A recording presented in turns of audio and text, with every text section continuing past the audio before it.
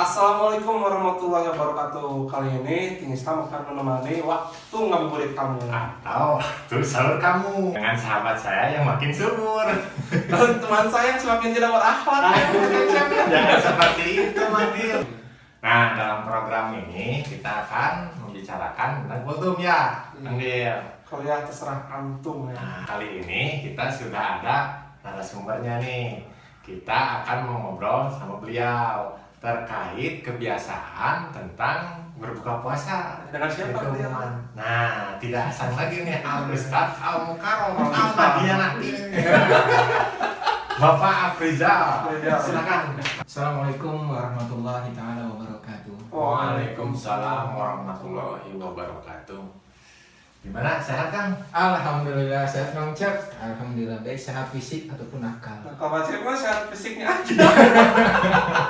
Nih, Pak Ustadz, ada pertanyaan yang umum Ya.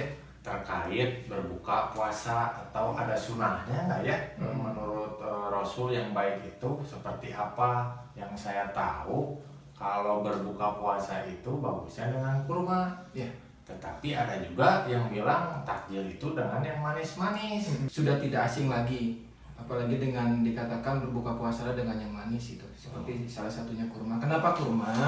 Karena memang kurma itu sudah diteliti, bahkan sama WHO juga itu sudah meneliti kurma. Karena kandungan kurma itu luar biasa. Terus ada zat gula di dalam kurma itu yang cepat diserap dengan tubuh. Karena zat gula dari buah-buahan itu, kalau saya pernah baca, itu diserap tubuh itu sekitar 5 jam. Tapi khusus kurma, itu zat gula yang ada di dalam kurma itu diserap dengan tubuh, itu cuma memakan waktu 40 sampai 45 menit.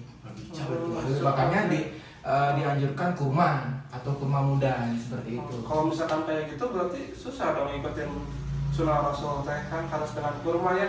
Sedangkan kita di Indonesia banyaknya pohon mangga. Nah, gimana maksudnya? Karena banyak orang yang memang sulit keuangan, sulit juga untuk membeli kurma. Harga kurma itu paling murah, paling murahnya itu di 60.000. Karena kan banyak orang yang tidak mampu dengan seperti itu, makanya ada anjuran yaitu apa? Air putih kan. Ya, air putih dulu. Air putih kan universal sebenarnya. Benar ya? Semua makhluk di dunia ini, semua penduduk di Bandung ini pasti di rumahnya punya air putih. Karena mungkin, benar nggak? Bagusnya kita buka puasa itu dengan yang manis-manis. Manis-manis teh manis kayak gimana kan? Manis berbentuk makanan atau manis kayak kamu? Oh, kalau kayak gitu cara nama berarti saya ini bisa ada asumsi makan gula di tangulan atau manis gitu. Ayolah, Tanggul ya. kita tanya aja Pak Ustadz nih. Nah, emang ada nggak nih hadis yang berbunyi tentang berbuka itu harus dengan yang manis-manis dulu? Iya. Bermula dari sirup sebenarnya. Wah, sirup kayak gimana? Iklan-iklan gitu. Iklan sirup. Berbukalah dengan yang manis-manis. Nah, kalau kita ambil pelajaran tentang program pikiran, ternyata itu kena tuh di kita. Jadi makanya berbukalah dengan yang manis-manis. Padahal Rasulullah menganjurkan berbukalah dengan hanya kurma atau air putih, dan ini yang disalahkan. Jadi berbukalah dengan sirup, berbukalah dengan yang lainnya yang manis-manis, apalagi berbukalah dengan kamu gitu. Dengan kamu. Terkait buka puasa, ini kan di Indonesia ini ada satu tradisi yang setiap tahun ada ya, namanya teh buka bersama. Baik itu buka bersama SMP, SMA, SD, TK, PAUD gitu ya. Mungkin ada ya, kita nggak tahu. Nah, apakah pernah ada dicontohkan pada saat zaman Rasul dahulu ya? Misalkan contoh sahabat Umar pernah mengajak sahabat Ali dan sahabat Mus'ab bin Umair ke rumahnya untuk buka bersama bukber gitu ya. Atau kita nongkrong lah di mana kita bukber di sana sengaja. Apakah seperti itu? Pernah ada nggak sih kayak gitu? Buka bersama berarti kan kita kumpul tuh dengan para teman-teman ya. Mungkin kalau saya ambil segi positifnya adalah kita bisa silaturahim. Yang tadinya kita sibuk dengan pekerjaan kantor, yang sibuk dengan pekerjaan rumah, bahkan sibuk dengan bisnisnya, sulit untuk kumpul. Nah, momen bukber inilah di sini biasanya orang-orang yang sibuk itu dia bisa datang tuh. Seperti itu. Jadi ngambil ukhuwahnya sebenarnya. Betul. Kalau secara kecilnya mah mungkin ya, saya kan sedang membangun keluarga kecil nih.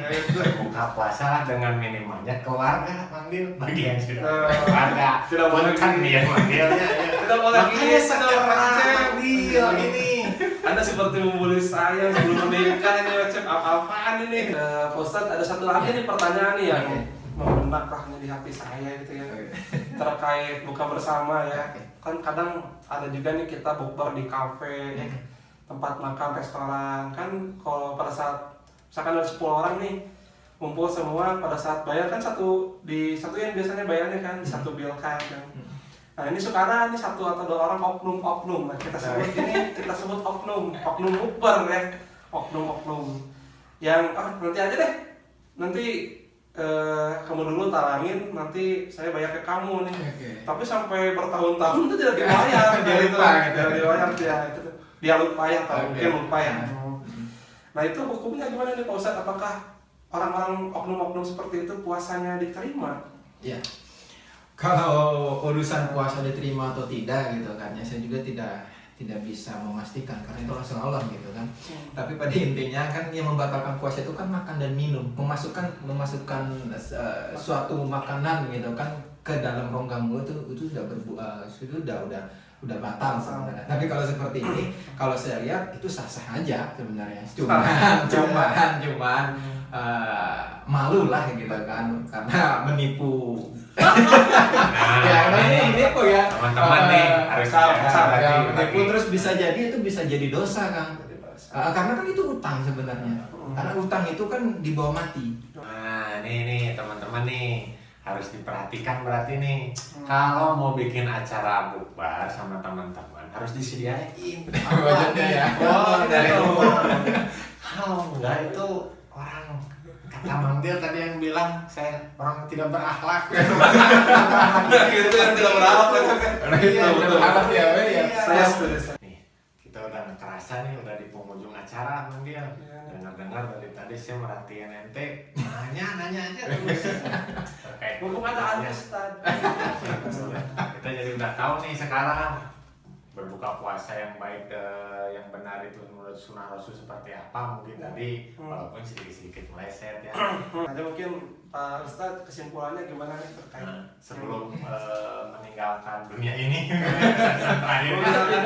Ya, dimanapun berada teman-teman semuanya, yang pasti berbuka puasa itu ini karena saya juga sering diskusi sama dokter gitu ya, bagaimana baiknya.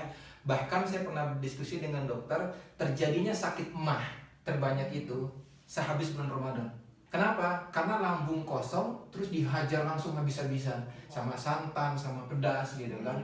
Makanya saya berpesan untuk semuanya karena saya juga masih proses juga. Ketika azan itu saya minum air putih dulu segelas. Ya, diamkan dulu 5 menit gitu kan. Terus kita makan buah. Nah, terus habis itu sholat dulu Pak. Kang Cecep, Kang Dilan, sholat dulu, sholat maghrib dulu gitu, tilawah dulu, biarkan perut ini berproses. Sehabis sholat, terus kita tilawah, silakan makan ringan saja. Jangan langsung satu piring habis nasi padang kan. tuh biasanya nasi goreng sama saja. Terus untuk kita bukber karena ini sekarang ada pandemik Pak ya. Jadi kita nggak bisa. Saya pun sama kangen dengan buka bersama. Tapi karena ini ada pandemik, lebih baik inilah quality time kita dengan keluarga. Nah benar ya, yang sudah punya istri ya silakan bercanda dengan istri, gitu kan. Yang belum punya istri,